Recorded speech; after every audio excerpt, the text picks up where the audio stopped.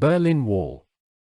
The 46-kilometer-long Wall of Shame built in Berlin in 1961 to prevent East German citizens from fleeing to Western Germany. Germany, which lost WW2, and its capital Berlin are divided into four as the American, French, Soviet and British territories.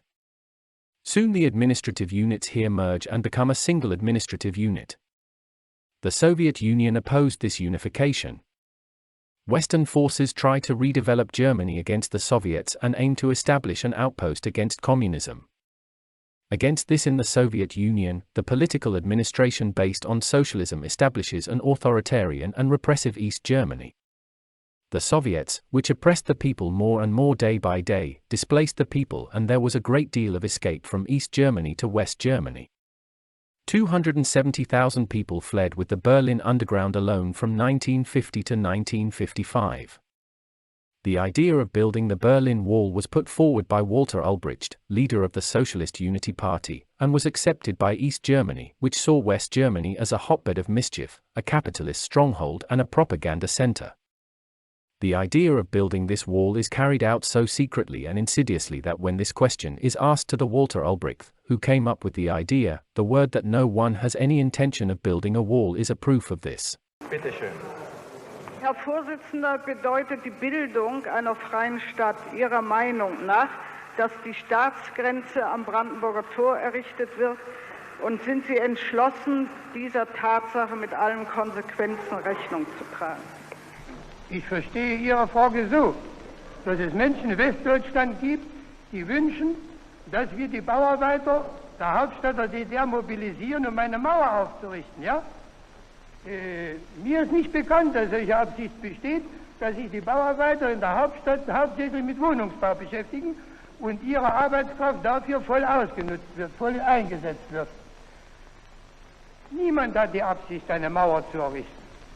Ich habe vorhin schon gesagt, wir sind für vertragliche Regelung der Beziehungen zwischen West-Berlin und der Regierung der Deutschen Demokratischen Republik.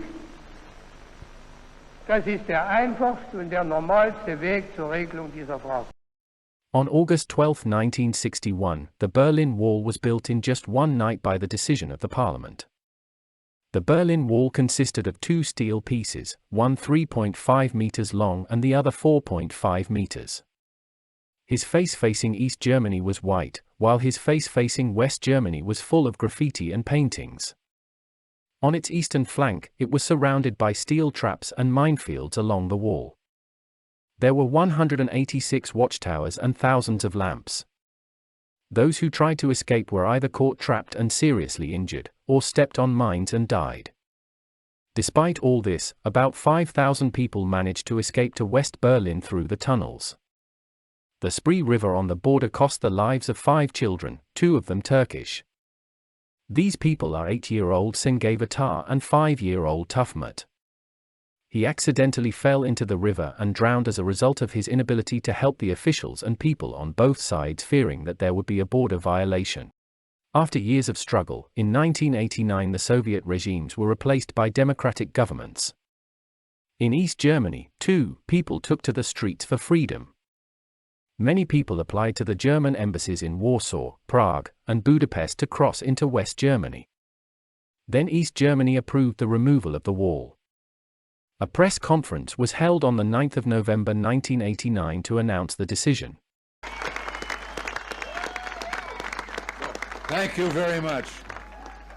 Chancellor Kohl, Governing Mayor Diepken, ladies and gentlemen, 24 years ago, President John F. Kennedy visited Berlin. And speaking to the people of this city and the world at the City Hall, well, since then, 2 other presidents have come, each in his turn to Berlin. And today, I myself make my second visit to your city.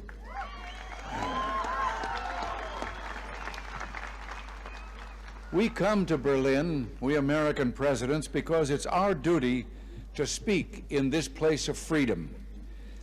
But I must confess, we're drawn here by other things as well, by the feeling of history in this city. More than 500 years older than our own nation. by the beauty of the Grunwald and the Tiergarten, most of all, by your courage and determination.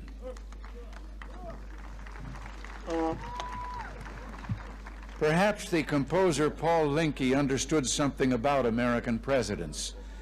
You see, like so many presidents before me, I come here today because wherever I go, whatever I do, ich hab noch keinen Koffer in Berlin.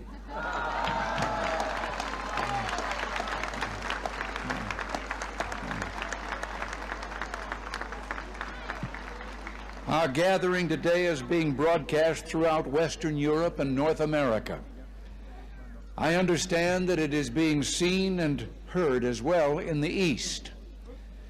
To those listening throughout Eastern Europe, I extend my warmest greetings and the goodwill of the American people.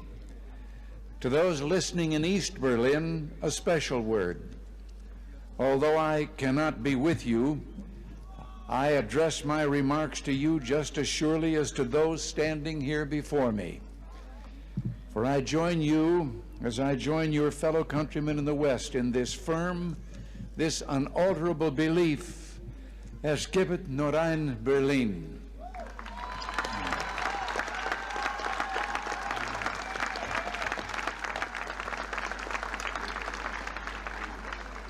Behind me stands a wall that encircles the free sectors of this city, part of a vast system of barriers that divides the entire continent of Europe.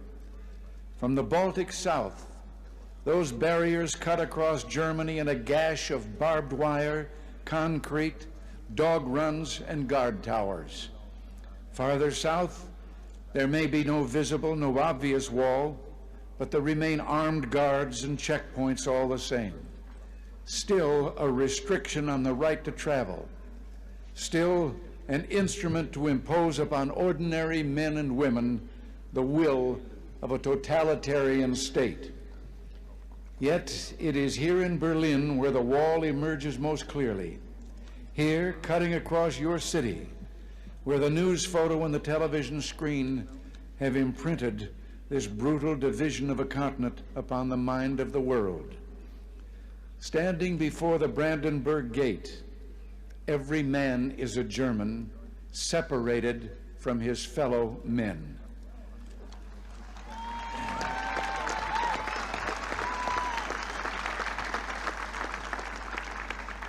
Every man is a Berliner, forced to look upon a scar. President von Weizsäcker has said the German question is open as long as the Brandenburg Gate is closed.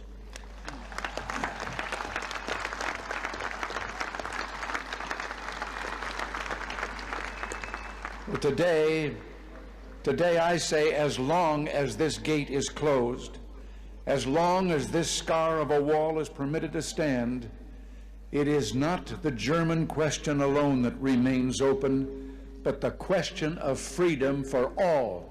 After the decision, thousands of people gathered around the wall and all the barricades were removed.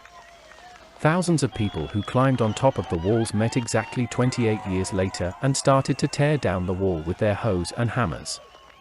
Officially on the 13th of June 1990, 300 East Germany began to be destroyed by the border soldiers, and by November it was completely abolished.